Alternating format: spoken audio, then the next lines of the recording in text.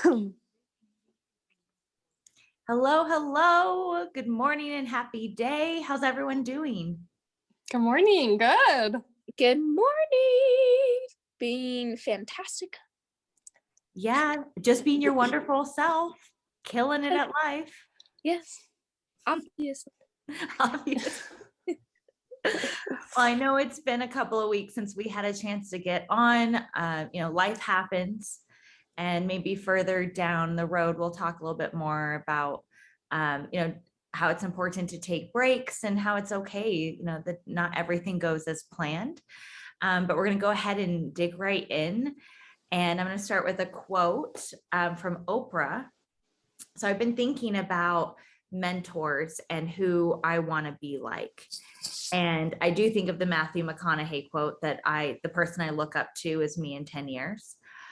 But Oprah came from nothing and really worked hard and against all odds is a billionaire and owned several businesses and was on TV for how many years and changed so many lives.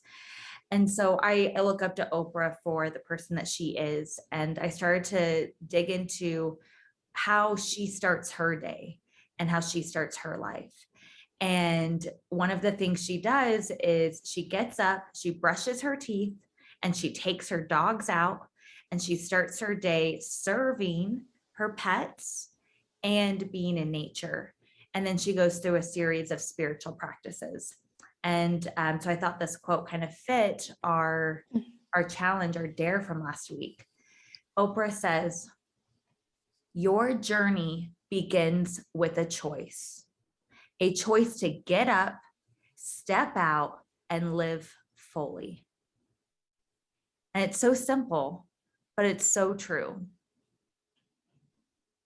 Yeah, I love that. Thanks for sharing that. And I think it goes well because it's all about the intention. And that's what the dare was, even though it's been a couple weeks, that was the dare that we were given, was to set your intention for each day. And she does that. And a lot of people I look up to, it's the same thing. They have a morning routine, they have an intention. I was just listening to Tony Robbins, and he said he doesn't like doing it, but excuse me, every single morning he jumps in an ice bath. Every single morning, the first thing he does. And because it trains his mind and his body that he's in control. And so I was just like, I don't know if I want to get an ice bath every morning, but I love that, like, he's someone I look up to. And so anyway, thanks for sharing. Yeah, that's interesting. I've actually wondered if people brush their teeth right when they wake up in the morning or if they eat breakfast first. And You wondered that? I have been wondering that lately, honestly. So it's good to know that someone as famous as Oprah brushes her teeth right when she wakes up. Yeah, when you're famous, you don't get like that privilege that you should stop having oral hygiene. Well, I don't brush my teeth as soon as I wake up sometimes. I like to eat breakfast first and then brush my teeth. Okay. Johanna, I understand, because there was a phase where instead of brushing my teeth before the gym, I would brush my teeth after the gym. But that means I was in public talking with people with morning breath. And then sometimes I would have to go do something right afterwards and the day would be half gone. And I'm realizing I did not brush my teeth. So I changed that. I also get up and brush my teeth right away. That's so funny. I just brushed my teeth before this because I wanted to be presentable. But I don't normally brush my teeth right when I wake up. So it's good to know what you guys do. Yeah, I brush my teeth right when I wake up too. But that's because I accidentally am a mouth breather. And I think it just, like, my mouth feels really gross. And so I'm actually might start taping my mouth. Have you heard of that? Oh, yeah. So I might tape my mouth to, like, force nose breathing, because that's what we're supposed to be doing. Yeah. And they encourage that in Krav Maga. They say that you should do it while you're training too. So while you're working out, taping your mouth. And if you want to get good with breathing while you're awake, start practicing while you're asleep. Yeah. So I love this. Breathing techniques and brushing teeth.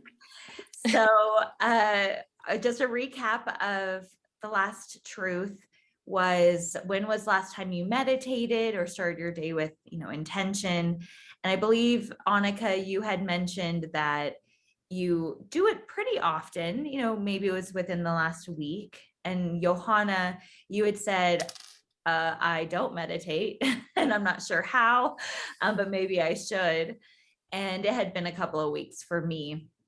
So the dare was to start your day with intention by creating your own personal, spiritual, motivational practice to help set your tone and go, this is how I'm going to live my day. And I'm going to start it right with how I want to start it. So, Anike, did you do the dare? Yeah, I think it was it 6 days out of the week or 5? 5 out of 7. Not 5 out of 7. I think I did it every day that week. So we had the dare on that Monday and I did it every day. And I even posted a video of me like singing to that song, I Am Woman. And I loved it. It felt so good when I set my intention. And the things that I did was I woke up, I brushed my teeth, I did some yoga. I didn't do yoga every day. Some of the days I did the dancing. Some of the days I did scripture reading. Some of the days I just had a prayer and I just got ready slowly. But the intention was there every single day because of that dare. And my day went a lot better. I wasn't rushed. I wasn't grumpy. Because I felt more in control of my day.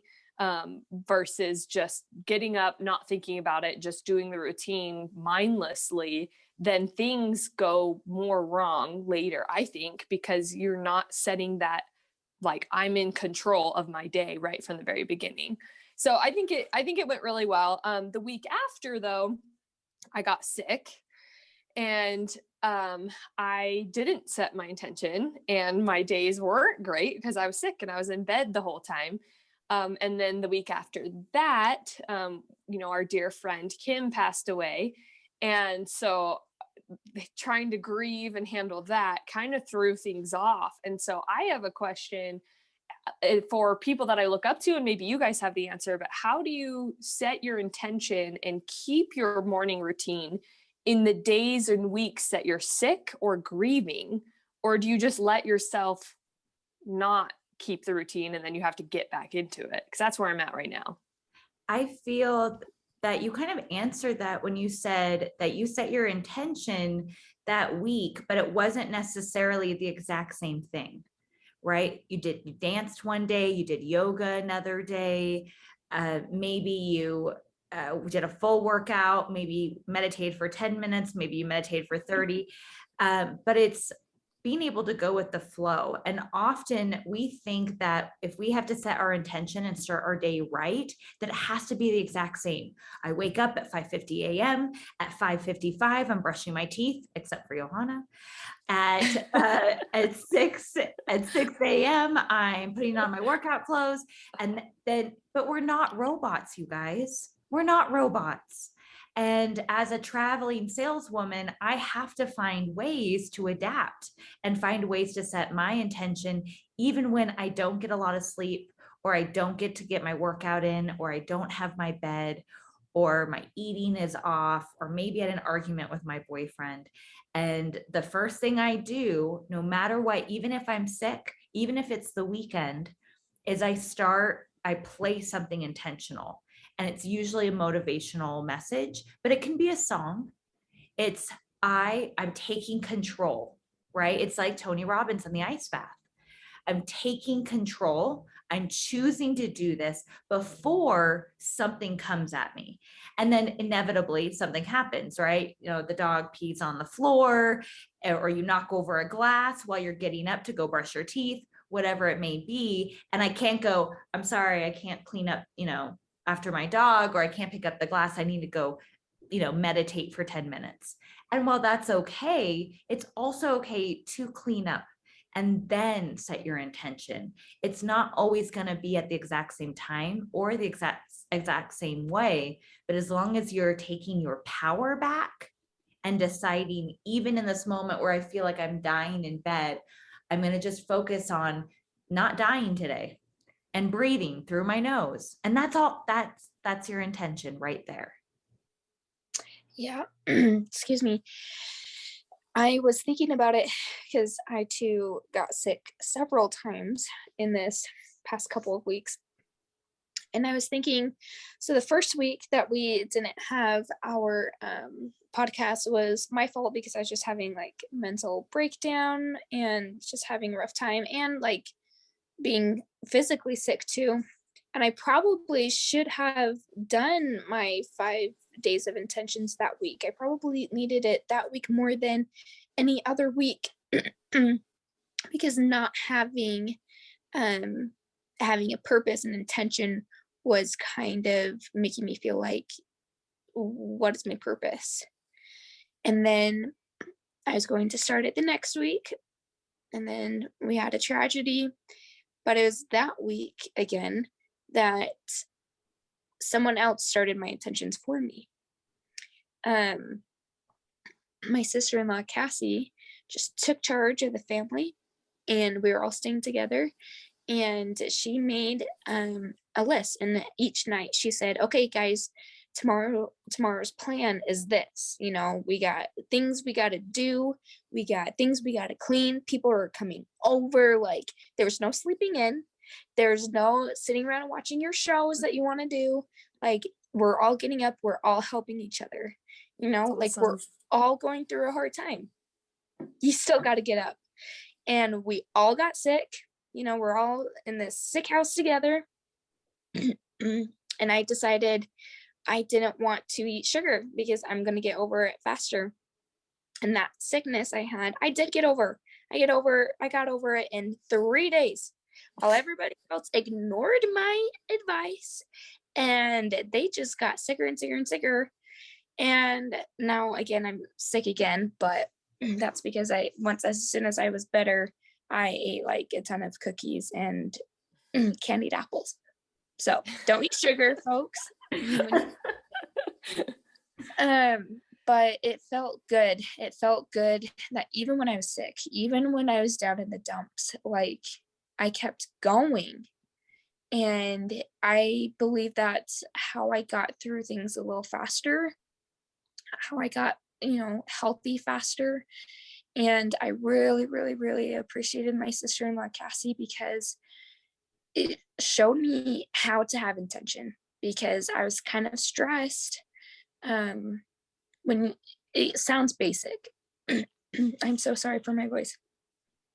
It sounds basic to say, start your day with intention. Like, okay, I'm gonna, you know, have intention. I'm going to really intentionally brush my teeth. But for me, it wasn't that simple to just wake up and say, I'm going to brush my teeth. I had to really think about, what am I waking up for? Yes, I have children to take care of, but what am I going to do other than feed them and dress them? I want to plan. I want to wake up with like purpose. And each day when I had a plan and something to wake up for, I shot up out of my bed. I quickly got ready. I quickly ate breakfast and we did stuff. And then I felt like I really earned my breaks and time to relax. I really earned that time to run around and play and things like that. But the days that I don't plan, I roll out of bed and I hit the snooze button and I take my time getting ready. And some days it is important to have those, but it's been every single day that I'm rolling out of bed. And then I'm like, oh, I need some alone time. Kids, like, here's a show. And I'm like, what do I need alone time from? Okay, I just took 2 hours to wake up. Like, I don't need alone time. Yeah. So it is so important to have a plan and give yourself something to look forward to. And that's how I have intention each day. I love that, Johanna. So that was your revelation through all this. Anike said that she had a better day. It sounds like you also, even when you were sick or grieving, that setting some type of intention and taking control, especially when so much is out of control, seemed to like not only helped you get through the day and be more present, but enjoy those breaks even more. Yeah, definitely. Yeah. And I feel like we had talked about this last time we talked about keeping our appointments with ourselves. It's still a struggle for me because this morning I shot out of bed. I did snooze once, but it was only like 5 minutes. And then I got out of bed quickly because I was like, oh, my sisters are going to be waiting for me. We have a podcast. We have an appointment, because I knew you guys would be waiting for me. If it was a podcast with just myself, I would have snoozed 12 times. And so I'm trying to figure out how to keep those appointments with myself just as diligently as I do with other people. That's like the challenge, because I'm like, oh, I can be late to this. I can sleep in because I'm not putting anyone out except for myself. And so I think it just I need to set the intention for myself and then also just boost myself up and love myself as much as I love other people. Exactly. I was just going to say that. It sounds like you're really respectful of others and their time, but you're not respectful of yourself and your time. And I understand that. I think that's a common struggle. I know that I have struggled with it as well. Yesterday, when I decided not to go have fun with Jason, I was like, no, I'm going to work on my stuff. And my stuff was editing the podcast or my book. But when I sat down, I realized I have a big convention I'm going to in Las Vegas this week, and I am not ready for it. And I need to make sure that I am not only ready myself, but my team is ready. So I start diving into my leads and my email lists and uploading things into our system and sending out emails. And before I know it, I spent 2 hours working Sunday night and not on the things that I wanted to work on. The reason why I'm not having fun was so I could work on the podcast or my book. And while it is, a big conference and I did need to get this stuff done, I finally just said, okay, we've been working on this now for almost 2 hours. I then played a ghetto booty raunchy song to break it up, started dancing for about 5 minutes, and then sat back down and realized I felt like I was still in my workspace. So I kept playing bootylicious songs so I could shake my booty. Then I grabbed a giant hat and I put on a different shirt, and I put on this, these are my fun clothes and I'm going to do something for me right now. And that's when I decided to work on the podcast instead of work. And so sometimes, Anike, I think that's what we have to do is when we have appointments for ourselves, it isn't just having intention for your day, but have intention for that moment. So if you're having a hard time crossing over from work time to personal time, some people take showers. That's how they decide to break that up, or they go on a walk. Maybe you just play, Anaconda and, put on a sideways hat, and you can, switch your perspective, and then you can have some time for yourself and respect your time as well. Yeah, I love that. And sideways hats, that's like 1999. I know, I was killing it. So what about you? How did you do with your intention that week? I, of course, because I struggle with the same thing, not meditating, I really wanted to do this challenge, and I often am putting other people before myself. So this helped me to put me first. It wasn't just setting my intention, but it was valuing and respecting my time. And that included the weekend. And I didn't want to disappoint you guys. I didn't want to say that respecting other people. And I didn't want to say that, oh, I didn't get to it. So being the competitive person and wanting to make sure that I'm being a good leader and a good contributor, I did it 7 out of the 7 days. And over the past couple of weeks, I have done it almost every day. Good. Almost every day I have played a motivational message, and I wrote. Now it's just in my notes section of my phone, and sometimes it was just one line, sometimes it was a giant paragraph, sometimes I wrote it as I was brushing my teeth in the morning, sometimes it was the day was half gone and I was like, I really feel like I didn't write down my theme for today. And then what I started to do was text it to my boyfriend and say, hey, Jason, by the way, this is the theme for today. And he's like, okay. And in fact, this morning, he was leaving. I was like, okay, so today's theme is, and he was not having it. And he was like, I really don't need a theme today. I just need to get to work. But because I started my day with intention, it didn't upset me that he said that. Or that he didn't want to hear my motivational message at 6 a.m. That's fine. All right, have a great day. Love you. And it didn't faze me. It definitely made my days so much better. And even yesterday, Jason was like, you seem really happy lately. I am really happy. He goes, I mean, you haven't cried in a while. And I was like, yeah, I really haven't. I'm doing really good. And he's like, good. I'm glad. And he doesn't understand why. And just that small little time for myself and deciding that I have control over so much more. And I don't have to allow my circumstances to define me. I don't have to put any negative associations with unexpected events. There are all these little things that we often do. And this last couple of weeks has been really, really good for me. I love that. Awesome. I love, it makes me think of like walking like the straight path, like you see the light at the end of the tunnel, you have a goal in mind and you're focused on it. And when people try to distract you or like, we're emotional. And so sometimes it's just things making us want to focus on that. And we're like, oh no, I'm so sorry. I'm going to cry. I'm so sorry. Like I didn't get what I wanted, but if we're just focused, I guess those things are going to still come at us. But because we are so happy to do what our goal is, then these things aren't going to hit us so deep and so hard, I love that. Thank you. Yeah, there's so many opportunities. I've also been thinking a lot about my past. I was sharing a past experience with a friend, a new friend, so that they don't know everything about me.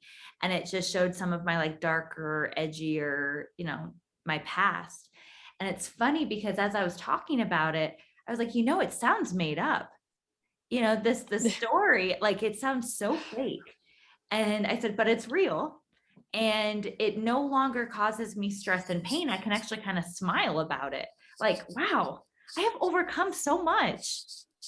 And my friend, it was actually Angelica, she said, yeah, no one would have ever guessed that you've been through all that because you're so like sweet and happy and upbeat. And I'm like, I know. And how cool is it that as we start to separate that emotion and realize that things are going to happen, but it doesn't mean it has to happen to us, and we take some of that control back, you will become the architect of your life. And you'll be able to build it the way you want. So thank you so much for participating in this Dare with me. You guys, even though it wasn't exactly what you wanted, it sounds like you all had a fantastic experience and gained some new insight. Yeah, and I think just needing having these reminders, like having you guys kind of keeps me accountable too. So like I'm reminded again to respect myself and respect my own time, keep my own appointments, and like remember the positives that came out of setting your intention and just remember that. So I maybe need like post-it notes in my office or at home or something, like set your intention or respect yourself or something, like just so I have visual reminders, because it's just so easy to forget when it's not a habit yet. Yes, do that. You have your big vision board. I don't know if that's at work or at home. Yeah, it's here. It's at work. And why did we create those, Anike? Yeah, to help us have visual reminders for our goals and to manifest our reality. Exactly. So absolutely. I have post-it notes in random places, and Jason normally finds them and just kind of like looks at me funny. And I don't care. I don't care if he sees my silly notes as silly. They're a little silly and random, but they help me And that's all that matters. That's awesome. Yeah. I love that. Oh, thank you. Johanna, I believe you're up. What do you have for us? Okay, so I wanted to ask you guys, sometimes when we go out, whether it's to a party, even to the store, out with friends, whatever, sometimes we leave that event feeling like, that wasn't what I wanted it to be. Have you guys felt that? Yeah. There's a million reasons. It could be anything, like you weren't feeling well, it just didn't go the way you wanted. But a lot of the time, it's inclusiveness. Maybe that person didn't talk to me.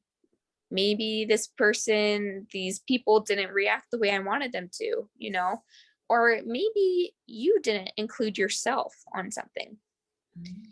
And so my idea of this actually came when we all went to Caden's aunt's house, and it was like all of us getting together for the last time. And I rushed into their house to go to the bathroom, and I ran through everybody, went upstairs to the bathroom. When I was done, I came downstairs, quickly put my stuff down. And then I was like, crap, I left my jacket up there. But before I did that, I saw this little post-it note, or it's like, I don't know, like a daily idea. And it said inclusiveness. And it said, I can't quite remember what it said, but it said, talk to people, say hi to them, and make sure you go out of your way to include others in your lives. And I was like, oh my gosh. And so I ran upstairs, grabbed my jacket, and I slowly went down the stairs, and there was a person everywhere, like 2 people at the bottom of the stairs, and you had to really squeeze your way. And I touched each one's shoulder. I'm like, hey, how's it going? And at first the reaction was kind of weird because I'd already passed them 3 times and didn't say anything. And they're like, you're now saying hi to me? We already said hi to you when you first walked in and you didn't say anything to us. And it's because when I have a purpose, I kind of just ignore everything. And so I slowed it down and I said, hi, how's it going? And I wanted to include myself in their activities, but also, everybody was kind of in a weird mood and not really sure on how happy we should be, or you know what I mean. And so I decided to go and talk to everyone and include myself on them. And I was just thinking, like, how many times have I gone somewhere and I wish someone talked to me, and I'm like, wow, like that was a bad party, like no one talked to me. Why did I go talk to them? If you want it to be a good event, you go talk to them, you make it what you want. So do you guys have an experience that you felt like you didn't feel included on? Yeah, I recently, when I lived with my father-in-law was really good about talking to me and making conversation. There were other siblings there at the house that are much younger, and maybe it's a maturity thing, maybe it's a personality thing. They're also much more introverted. So it's nothing wrong with them, but I'm used to our family, like when we live with someone in our family, like someone walks in and everyone greets that person like, hi. And then when they leave, it's like, say bye to that person. Bye, bye, bye, bye. And then it's like a big grand exit. And you get in trouble if you don't say bye to people or say hi to people in our family. And so it's just a different culture. And so when I would come home, people would just be like, hey, or they like wouldn't acknowledge at all. Or this was in my in-laws' house, or like I would think, since I was the outsider as the in-law, I had this expectation that they would, ask me questions and include me and try to make friends with me. but they did it. And I remember being really like upset about it. And Dan was like, they're much younger than you and they're all going through their own stuff. So why don't you help them? Like this is what's really good about Dan. Instead of like saying like, I'm sorry, babe, I'll include you. He's like, you're a grown up, put your big girl pants on. Like, you go help them. Your life is really good. Like, you need to step it up and go in kind of in, like what you're saying, include yourself and help them and have a different perception of having a selfish view and pointing, instead of our arrows pointing in, point them out. Mm-hmm. So just recently, just a couple months ago. Yeah. I've experienced it several times, especially because my friend group out here is really small and not very tight knit, because I'm new to Colorado, just last couple of years. And I remember going to a get together, and it was, Jason and his brother's girlfriend, Angelica, and all her friends. And they've at least met each other before, and I'm completely new. And a lot of them are close friends for years. And I just remember thinking like, I don't belong here. I'm the oldest one here. I'm, and starting to compare myself, like I don't fit in here.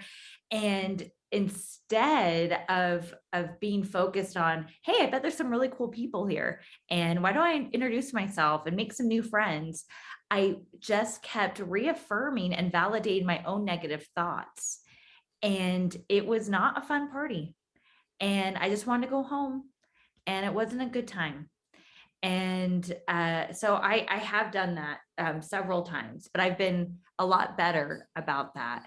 And so I'm excited for what your follow-up dare is, because the biggest thing I've noticed when it comes to feeling included is if you include others, you will feel included. If you are yourself and you put yourself out there, then you're there. That's exactly it. Just yesterday, we were eating lunch as a whole family, and my girls were running around, and we were at a church, and they have like a toy room, and I wanted them to play in there. And I was like, well, I don't want to just leave them in there unsupervised. And then I go into the big gym and like eat with everyone. So I like walked around trying to find a cousin to babysit. And I walked in a room, and there were like 3 cousins. And I was like, hey, who wants to babysit my kids so that I can go eat? And at first they were like kind of quiet. And then the youngest one, he's like 10, I want to say. He jumped up. He's like, I want to babysit. I was like, okay, like he's babysat for us before. So I was like, sweet, they're right there. And he's like, okay. I was like, I'll be right here if you need anything. And it made me so happy because like, whatever the reason is, sometimes we don't speak up because we're afraid to, we might not look cool. Maybe we really just don't want to. But in that situation, it meant so much that he jumped up. And I'm like, for me, sometimes I don't jump up when I want to jump up. Like, hey, who wants to go get their nails done? I'm like, me, I do. And I hesitate because I'm like, do I want to look like that person that is so excited to get their nails done? Who cares? Who cares what you look like? Because to the person that's asking, it feels good. Like, wow, you're just as excited as me to go get our nails done. Let's go do it. And so it's so important to include yourself on things, because other people need that. Other people need to know that you want to be there with them too. So the challenge is no matter what mood you're in, okay? Because sometimes we go through days that we're super outgoing. Other days we're feeling shy, we're feeling sluggish. But the challenge is 5 out of 7 days this week, we are going to be inclusive, okay? So you're either going to include yourself or you're going to include others in your life. And that's at the grocery store. Don't just stand in the line waiting your turn. Talk to the people in line. Talk to the cashier. Include them. Have a conversation. If you want to go out, if you see some friends or family or someone going out and you want to join them, say, hey, can I tag along? And that's okay. that's okay to invite yourself. And it's okay if they want to say sorry. No, I want to keep it just the two of us. Don't be offended. But at least you tried and you included yourself, you know? So I want us to find some things each day to be inclusive. Okay, love we that. could do that. Yeah, I think especially coming out of the holiday season where a lot of people are kind of in a funk and not excited about the new year, and people are a little less friendly, honestly. They're like, I did that, that was Christmas, now I'm going to go back to me. I think this is a really good dare to help us feel more connected, not just with ourselves but with so many other people as well. Yeah, Yeah. I'm excited. Because there's things that I could be more inclusive about at work, because I've had that similar thought of like, I'm the new one. Why aren't people coming to my office and getting to know me? And just having that like entitlement that comes with being new, I guess. I don't know. So I think this will be good for me to go and put myself more out there at work and like get to know other people. I mean, one lady here, one of our agents, just lost her mom.